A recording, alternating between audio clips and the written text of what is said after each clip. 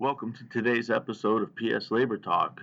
I'm joined today by Ricardo Torres, the President and CEO of Permanent Solutions Labor Consultants, and Cliff Hammond with Foster Swift. Today we're going to discuss what to expect under the Trump administration when it comes to labor relations and employment law. As of right now, we're still working our way through the first 100 days of his administration, and there's a lot that we don't know, but there's a lot that we can expect. And that's what we're here to talk about today. My name is Bob Carroll, your host for today, and this is PS Labor Talk.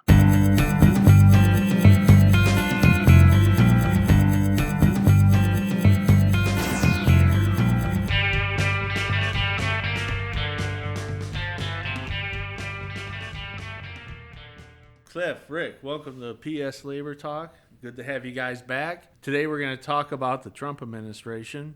He's almost at his 100 days, and we want to talk about what to expect in the near future with President Trump, his administration, the NLRB, and what kind of practices that we believe will be best suited for employers as he continues to establish his role in office. With that said, Cliff, what are your feelings on President Trump? What are you seeing so far? Well, it's very early, but what we do know is that from the appointees he's put up there, this is the second appointee now for the Department of Labor, is that there's probably going to be some significant changes in the direction of overtime issues, the National Labor Relations Board's approach to the size of potential election units, the speed of elections, and I think you're going to see a tremendous amount of change over the course of the next several years.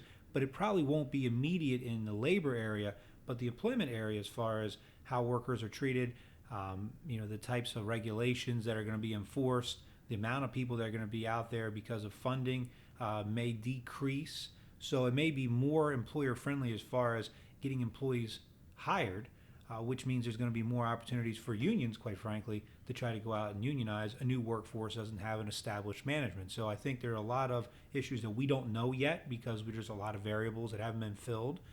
But I do think from an employer standpoint, you have to watch out for the changes because while there may be on their face some good incentives for people to hire, when you hire, you have to understand that when you have new employees, if you don't train them properly, on the flip side, the labor laws that have been put in place and the changes that were under the last administration, those don't go away immediately. And we've talked about several of those changes, including joint employer, and we'll get into that later. And one of the things President Trump promised was to bring, I believe it was 25 million new workers to the United States. Mm-hmm. That's a lot of potential union members, right? Well, yeah, I think he said 25 million jobs. I don't think he said workers, but he said jobs back to the United States.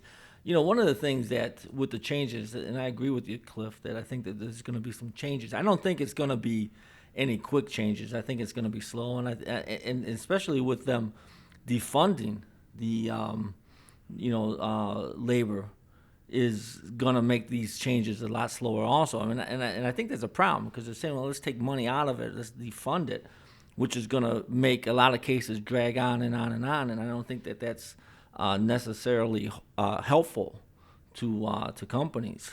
Looking back at the last administration, when it started slowly. There was a long time until we actually got to the point where we got these changes. But once the process had worked itself out, the NLRB was full of new employees. The Department of Labor had the opportunity to go through its regulations and rules and have trial and error. Once those changes were put into effect a couple years into the administration, the changes happened almost at a stunning rate. And I think you can look at this administration to say they're going to try to work fast, but there just are administrative hurdles. It takes time to change and repeal certain things. Specifically, if you're at the Department of Labor, you have an overtime rule that went through a process. It took forever to get done. There were going to be major changes to overtime. That's been stayed by a court. Doesn't look like that's going to be changed anytime soon. And if there are changes, it's still going to take a little bit of time to get to that point. At the NLRB and in labor law perspective, you have a lot of decisions that have come out of the NLRB. Some have been overturned by courts. To the extent they haven't, there are a lot of really hot issues employers are wondering about. It's going to take until the right case gets up through the system to a newly appointed board, and that doesn't happen overnight. We can talk about that a little bit later. But when the president is in charge, his party generally gets the majority of the people on the board. But it doesn't happen overnight. You have to wait until there's a vacancy. You have to go through the Senate confirmation process. We're already seeing how long that takes, even for cabinet positions. So as you can see, there is this slow down, start up at a slow pace, but once you get a critical mass, that's when the changes are going to hit. So you're looking at a year probably before you see significant major changes, but you still have to gear up for them. Yeah, no doubt, Cliff. And, one of the things that I'm looking at also, and this is, there's so many unknowns, many more unknowns than are knowns, and I'm questioning President Trump's how aggressive he's going to be at overturning a lot of these mandates that were put in place by President Obama. I mean, I don't see him as a real strong anti-labor president. I really don't. I know he has a lot of associations and a lot of relationships with international officials, international union officials. So for me, there's still a question about how aggressive he's going to be as far as turning back a lot of these rules. One of the things that I think we can look forward to is a feeling out period with the new appointees, because you say Trump, but Trump doesn't run every one of these organizations the same way that President Obama didn't run the organizations. The people that you put into those organizations, you could tell by what their history was, what they were going to try to do, but it still took time. There were several agencies, the Equal Employment Opportunity Commission, for instance, that handles discrimination charges, saw a significant uptick in their attempts to try to push forward some ideas that had already been put in place and talked about for years by the president. But again, it took them time, and they were going out and they were selectively taking cases to try to push particular issues that maybe courts had said, no, we don't think that's unlawful, and they would keep pushing those through a process. And I think that's what you're going to see here, is I think you're going to see by the people that are appointed into the agencies, there's going to be an attempt to try to change some rules. But other ones are not going to be done, because you can only do so many issues at a time. And I think it's just a matter of you have to pick your battles. Not every battle can be won. Even under President Obama, they didn't get everything done they wanted to get done in the Department of Labor. The overtime rule hit at the very end of an 8-year term, and it still never went. You look at the NLRB. There was no EFCA, Employee Free Choice Act, where you had card check, where a majority of the people actually did it. There was a lot of fear that the rules were actually just going to be shoved down the throats of the Republicans and the business-friendly people on the board, where there wasn't really going to be an election. It was going to be replaced. While those efforts were tried, there was a process in place that slowed it down so much it never happened. And I think Rick's hitting it right on the head, is that you've got to look at what's really going on. But there were significant changes. There's no doubt about it. Yeah. I mean, there's no doubt that there will be significant changes. You look at the new Department of Labor nominee, Alexander Acosta. He's somebody who actually served on the NLRB for a few months under President Bush. Now, what did he do? He wasn't really this firebrand, conservative, pro-business at every cost. But having said that, compared to who we have in charge now, he's significantly different. And I can see a lot of the decisions most likely will come out different.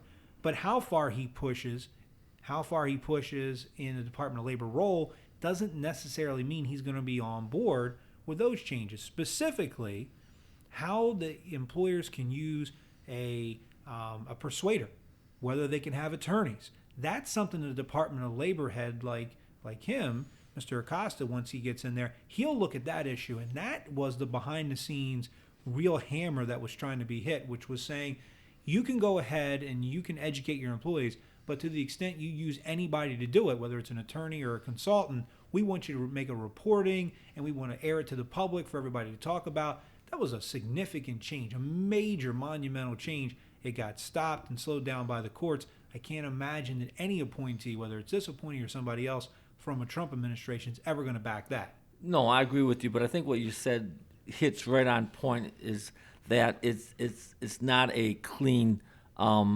process. Even with the officials we had on the court, even with President Obama being in office, there's a lot of piecemeal things that they try to push through. I mean, after the card check bill that failed, There's a lot of things that they try to push through the back doors that didn't get pushed through, even though we had very liberal officers on the board and we had President Obama pushing these things. The courts held them up and stopped a lot of them. A lot of them got through. So it's just a long, messy process, and there's no guarantee what's going to happen. And I think it's important that companies understand that, okay, Trump is here, the Trump administration is here now, so all of these things are going to start happening right away, and that's just not going to happen. And you're on the fence, and you're having some second doubts about Trump right now. Let's add a little bit to that. They're having even more problems because he cut federal funding for or a freeze for new hires, right, Cliff? I'm not necessarily sure I'm having second thoughts or any thoughts other than it is what it is as far as the president, but the cuts have been going for a while. Here's the problem with the cuts. You have an agency in the National Labor Relations Board and the Department of Labor that has been feeling the squeeze so much so the memorandums have already been going out for about a year now saying save paper, go to settlement, try to settle cases, because they didn't have the money to go ahead and do their agenda. That's not going to change most likely with Congress, and the president's not going to get a budget most likely that's going to increase, and he's already said he wants to reduce regulations. So I think when you have that, plus the current NLRB is putting out information saying we're woefully underfunded, that goes to, from an employer standpoint, a enforcement issue. Even if you violate the law, the enforcement agency has to have the people on the ground to be able to go after you. And how are they going to go after you? Now, if you're well funded, it doesn't matter who's in the office. As an agency, you can take a lot of liberty if you have all the money in the world to ask a lot more questions, get people to come in your doors. There were a lot of things that were opening up from a chalkboard standpoint, if you will, what they wanted to do in the last administration. Well, they had these great ideas based on a budget and a number of people that were there. But when the budget shrank, all those great ideas were just in paper. Now they couldn't be done. I don't see that significantly changing. So what they're going to do is targeted enforcement. They're going to start a reassessing, and they're going to look at certain things that employers do. And it's still the goal of the NLRB, whether it's President Trump, President Obama, whether it was President Bush, President Clinton, whoever it was, they still came after employers when they violated clear regulatory issues, clear workers' rights. And that's not going to change. You still have to treat people within the law. There's going to be a process for elections. There's going to be a process for retaliation. You cannot do that, and they will enforce those type of things. What they may not do, however, is go into a massive attempt to try to force employers to be a single employer under this, single employer's idea that, well, a franchise is really just the same as the corporate headquarters. There may not be enough money for that unless they want to take the expense and the money from just going out there and looking for the workers. So there's going to be a balance check. I mean, that's what's going to happen. You have to have a balancing act between what you want to do. So I think you have to be careful from the day-to-day operational standpoint. That's where most of the unfair labor practices are going to come from anyway. Are you unlawfully treating your workers, not hiring, not firing because of their protected activities? That's still going to be out there. That's still going to be protected. So you have to be careful.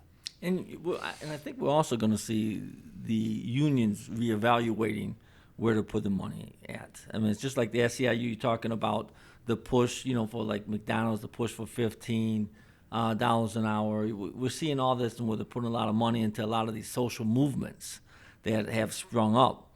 And where does that change? Where are they going to put the money now? Because we know that petitions have been down over the last 2 months, since last year. Now, the unions have to take that money and be smarter on how they spend it. Now, organizing is traditionally where they put most of the money. They put more money into organizing than they do to represent workers or, contracts or grievances or anything else. So how are they going to utilize this money? And we may be seeing it now by cutting some of the fat from the budgets. We're seeing the AFL-CIO, we're seeing different unions who are cutting a lot of their workforce. And what's the purpose of that? Because we know that grievances or representing workers hasn't changed dramatically. The number of unionized workers hasn't changed.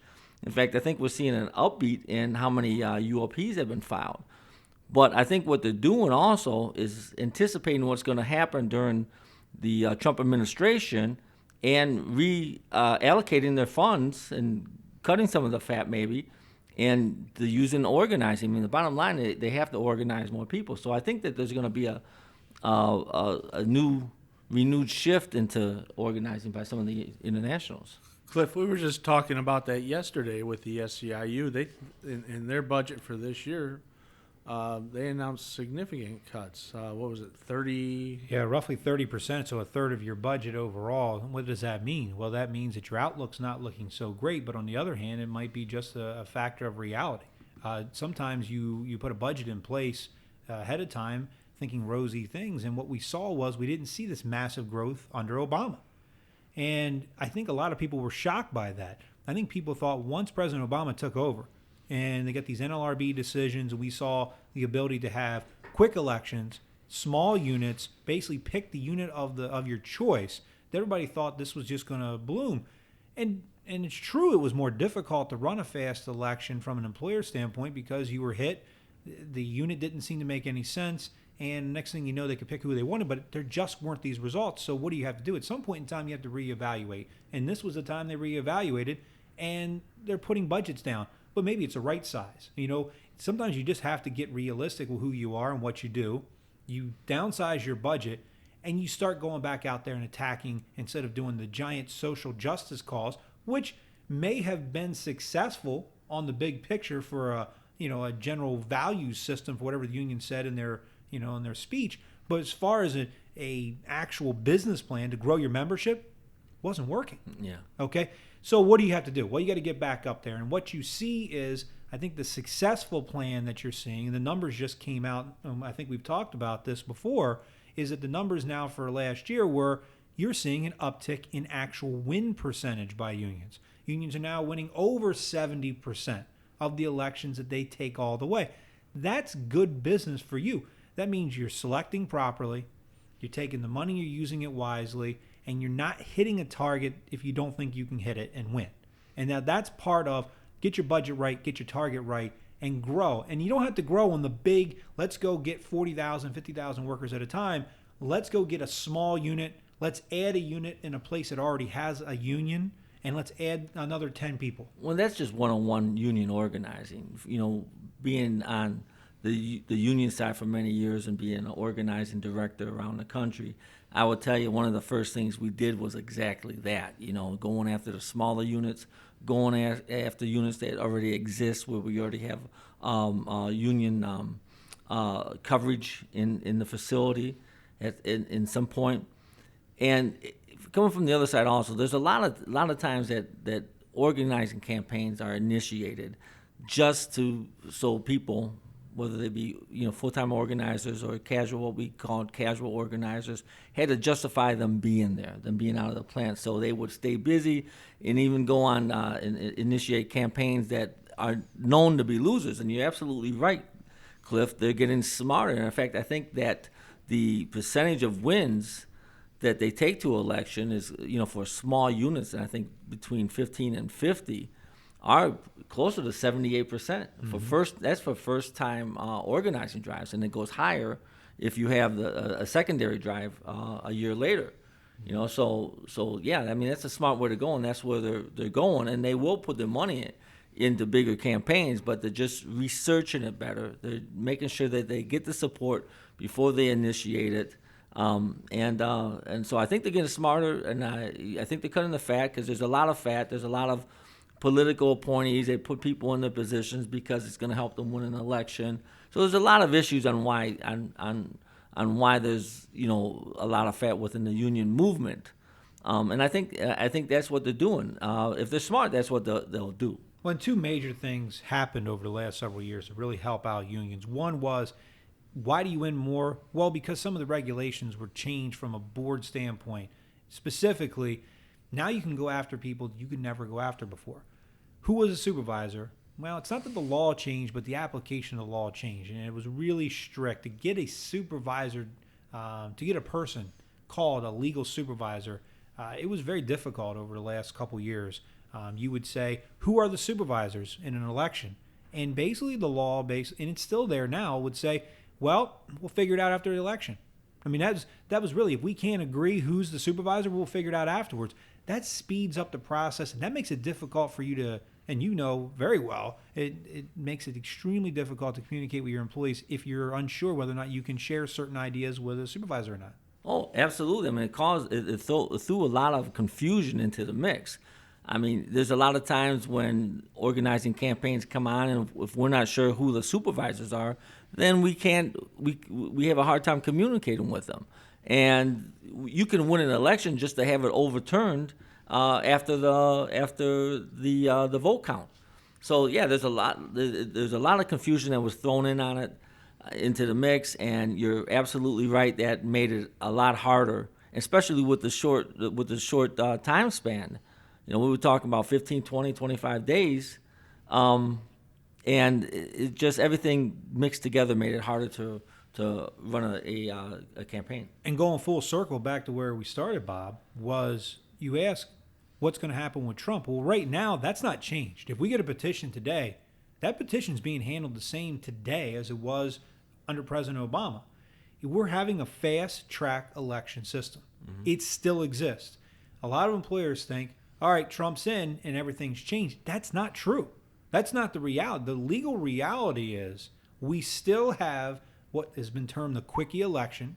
We still have the ability to go through micro units, which is a smaller unit than we've historically had. The system of determining who is and isn't a supervisor is the same that was changed by these significant changes we've already talked about. So you have to confront that. Now the question comes, how will that be changed? Well, let's talk about it from a pragmatic standpoint. Who are the people who are making the decisions about okaying an election? And we've been through several elections, recently, and that is the regional director, the person who's the director of the agency. Now, most of those regional directors are going to continue to be the same person, whoever the president is. And they've been the ones who have been trying to go fast and abide by this new rule and try to get the quickest election. And even when the union and the employer, and I've had this several times, have said, we both agree on an election date, we'll get pushback and saying, no, we're not going to approve that. We want it faster. That can only change over time, and it might never change. We don't know of that. So as an employer, when you go in and you know that there may be a petition or you feel there's activity, you have to assume that it's going to be faster rather than later. That's significant to keep in mind. The second part is, again, with this whole idea, how do you change that quickie election? How do you change those processes? It took a long time to come up with these new rules. From a top-down approach, the president isn't exactly excited about getting new regulations out there. It's like he's already said. He doesn't want a whole bunch of new regulations. So are we going to be able to pass new regulations to change these rules, to go rulemaking process, or not? Or does the board just want to change it by decisional process? And Cliff, I tell you what, there's a lot of times when we wanted to pick a date when the election would take place, and the union, in fact, the union was really pushing a later date because they weren't prepared for the election. They wanted more time, and it was from the regional directors, it was pushed down our throat to get a quicker election. So it's even more than just the rule or the goal of having a quicker election. I think that this is something that bred in the people who are running the districts, that they truly believe that this is the best way to go for the employees, and they truly believe that the workers should have a quicker election because that will give them more of an advantage to be unionized. So I think it's even more than a rule. I think it's a core belief in the people who are making these decisions. And sometimes I think a lot of employers and a lot of employees and a lot of companies just don't get the concept that when you go to a federal agency or a state agency, especially in the employment area, so whether it be the EEOC or the National Labor Relations Board, those entities believe that it's their job. Their job is to go out and protect not only those employees, but all employees. And sometimes they think they know better. And they don't want to accept a settlement. They don't want to accept the agreement that the parties come to. And I've had that several times with both those agencies. They've said, that's great that you want that. That's not what we want. And we're not going to go along. And they'll push for what they think is best. That type of mentality might change, but that's something that's bred into this entire system, which grows out of these type of agencies. And I tell you what, Cliff, I agree with you. I think it's really bred in because I mean, for years and years ago, when I was running, the organizing department, around the country, there was many times when the organizers were caught, we would have issues, and the workers wanted to make settlements, and we've had fights and we've had arguments with the regional boards across the country because they did not want the worker to settle. They wanted to take it. They wanted to make case law. They wanted to fight it, and it was sometimes we had to really get angry and push that the worker is what the worker wants. They want to move on. They want to go to another job, or they have another job. They just want to settle this and get it over with. And there were times it was really hard to convince the board to allow us to settle. Sometimes it's one of the most important things to think about. If the board in Washington, D.C. changes, that doesn't necessarily change the investigator on the ground in your area.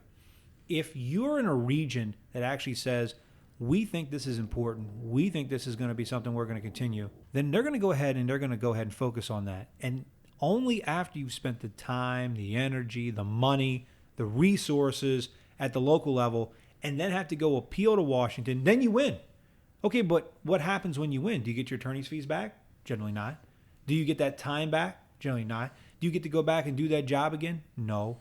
That's something that has to be put into place when people say, well, don't worry about it. This new Republican majority NLRB is going to change everything. Yeah, it will, but it'll change it over time, and not every single situation is going to be okay just because of that. A lot of times the bureaucracy that is part of the system takes a lot of time, and sometimes they get it wrong at the lower level. Well, it's just like that old saying goes. The more things change, the more they stay the same, right? Yep. Yes. Right now, if President Trump wanted to, he could add 2 more members to the board, correct? What's he waiting for? Well, there's a lot of pragmatics. First, he's trying to fill out his cabinet. I think that probably is one of the reasons why. Number 2, it takes time. We just had a decision come down from the Supreme Court, the second one that we've had about a President Obama appointee. He just had a period of time where he tried to put a recess appointment because the appointees to the NLRB have to go through the Senate.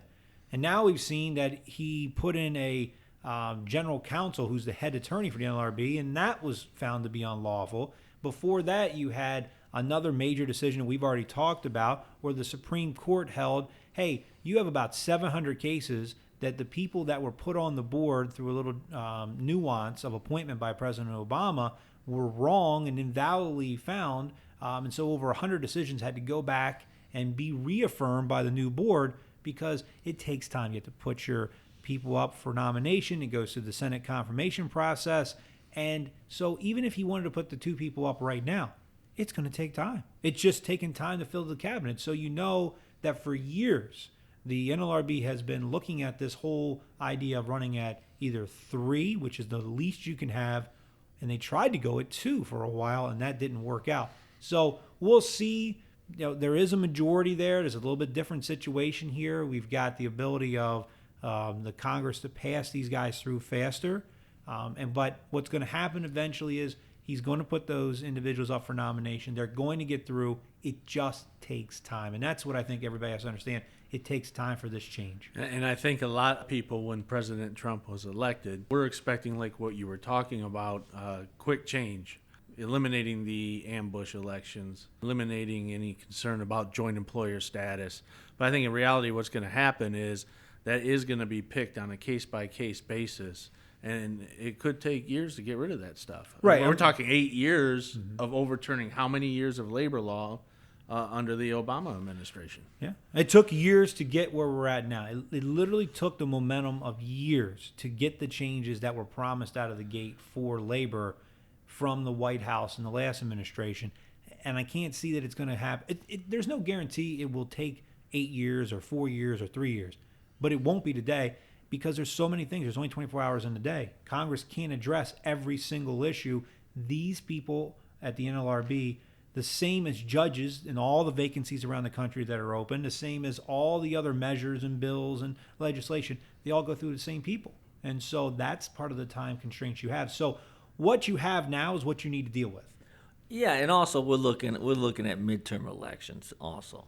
There's a lot of infighting going on right now with the Republicans and with health care and with many other things that's going on right now. And I don't know how much losing, the House and losing, and Trump winning and losing the executive branch. I don't know how much that's going to regenerate the Democratic Party, but there's going to be a big push. I mean, and we know now that the elections are starting earlier and earlier. So midterms is traditionally where Republicans really come in and strong. There's a lot of angry people in the street. We're seeing a lot of protests. We're seeing a lot of energy. So is that going to result in a change in the midterms? I don't know. But there's a honeymoon period when a new president comes into office, and they're taking on some hard subjects right away. So how is this going to affect who they put on the board? I see a lot of infighting, so there's nothing certain. And once again, I'm going to go back to the point that I started out with, that I don't know how pro company or pro management these new appointees are going to be. And you talk about those protests, you talk about that infighting. That's the perfect recipe for an increase in union organizing activity, right? Yeah, I think if you step away from the whole pragmatic issue of how does an appointee get to the NLRB, and we talked a little bit how it takes time. There are 5 members. You got 2 openings. It easily could be a Republican. The chairman's already changed. So that means that the pro-business, more conservative approach is really in charge right now of deciding which cases get picked. So that's already happened, but it's going to take a little bit of time. But more than anything else, stepping back, if you're on these organizing campaigns since the election, you hear the whole political issue come up. It's an emotional component right now. All those ideas, all those concepts, all those things about, are the companies on the side of, Trump, and is that anti-worker? Those things go into a union campaign. Well, unions, I mean, traditionally, and this is what I used to do when I was working out of Washington, D.C., we would follow, around the globe, work with different agencies and union groups around the world, federations around the world, and look at the social movements around the world and how, when they come to this country, the United States or North America, how can they take advantage of it? And you're seeing it now. You're seeing with we saw it with all the recent social movements. We saw it with Fight for 15, where the SEIU took lead in that. So they're going to look at waves of social movements and try to ride them all the way into organizing campaigns. And anger and frustration and are the driving forces. Think about for this. Union organizing campaigns. And you know better than anybody else because you've been in those things, but immigration might be an issue for a component of some workforce. Well, absolutely. I mean, we can look back at a few years ago when they were having 100, 200,000 people marching in downtown L.A. Who was, you can look at who was facilitating that. Around the country. I mean, these are issues that are high emotional issues, and the unions are going to get in the front row of those issues and ride those high emotional issues. And it's a perfect example when you're talking about immigration. It's a perfect example. A lot of those protests that happen at airports and other things, they're not as spontaneous as many people believe they are. There's a whole social network of left-leaning groups that really promote that, and these people just don't go out there. There's a maintenance behind that, and the unions are involved in a lot of that. But the cut in the budgets of the unions, it's real because you see the stark drop in membership and the right to work going across the country. We have state after state after state passing right to work, which really does hit the bottom line. At the end of the day, you have to choose, are you going to throw your money into these causes, which are great causes if you want to get the emotion stirred, versus paying somebody to go out there and put a campaign on, and they mix. They're both the same idea. Right. And what I'm saying though, Cliff, is that, and Bob, is that a lot of these things with social media and with tweeting and that is not a costly endeavor. It's the perfect way to bring groups of people, like-minded people, together. So you're having people who are tweaking or who are twittering or whatever they do, sending out messages. It's very cheap to do it. It's very, very inexpensive to bring groups together and then get politicians on board because they're always looking for a mic to get in front of. So it's very cheap to do it. They can do both at the same time and take that money and use it because you're already getting a group of people together, and now you start promoting it as a union sponsor or union driven, and so it brings like-minded people together to take it further. And it is true that I think from being on the most recent campaign since the election, that you might see for the first time a change where there were millions of dollars spent on the fight for 15, millions of dollars spent on the justice for this. Yeah, wasted because of this. Why do we need to do both? Why do I have to get behind a cause and I'll wear your T-shirts and I'll go out there because I believe in it, but why do I have to join your union? I mean, we're going to do it here, right? We've got the president. We've got him doing all these things with these agencies. Now it's switched. Now it's like, well, if I don't jump on board, what's Trump going to do to us? Right, but and you're right. But I think what happened with the SEIU and the fight for 15, I think what happened, they got too deep into that because I think it was generated as a bait and switch, and the switch never happened, and they were never going to get high organizing drives out of that. What they wanted to do was, hey, let's bring it, let's drive, have a force, let's drive it, and then let's switch it to other things. Let's switch it to general organizing. Let's switch it so we can get more publicity, in the general population, But I think really that's what they wanted to do, and I think they forgot what the end goal was, and they kept on putting millions of dollars into this fight for 15 when they forgot to switch the movement. Well, I mean, I saw the Fight for 15 campaign. We've talked about that and how that would affect, and you never saw, like you said, you didn't see the correlation between the two. But now you start to see the idea of, hey, you've heard about the Fight for 15. We spent on millions of dollars in. Now let's start gearing it toward a corporate campaign for an employer who is a low wage because it's a low margin industry. And you can start using this whole momentum that has been built up and spent. Stop just doing the momentum and put it into that corporate campaign. Well, yeah, you're spot on, Cliff. And what we used to say when we were looking at national campaigns or we were looking at driving people, we called it a movement. That's what we wanted to get, a wave. We wanted to get a movement. And once again, I think that the SEIU and the unions put too much time in the 15 without taking it outside, but they still have that possibility. They still have that ability. They now have millions of people across the country that are looking and protesting and are out there demonstrating. So whether they take that momentum and make a movement out of it, that's still yet to be seen. And it's more than just national. We're seeing that go international. Oh, absolutely. The Fight for 15 went international. International Women's Day went international. Right, and that's exactly what they want. And that's a perfect example, Bob. International Women's Day. There was, I don't know how many people, close to a million people there. And once again, it's these movements and these actions that unions get up there and they promote and they get resources at. Because when I was with the unions, we used to take every social movement, every national gathering, and we used it to our advantage as much as possible. And we're seeing it happening more and more, especially now with the political unrest happening in this country. I mean, we have such a divide anymore between the parties that I think that the emotions and the energy and the anger is much stronger. I think what we can take away from the whole issue of what about President Trump's view of labor is I think the unions are actually doing what a lot of people do is a postmortem. They're saying, okay, we lost the election. Now what are we going to do?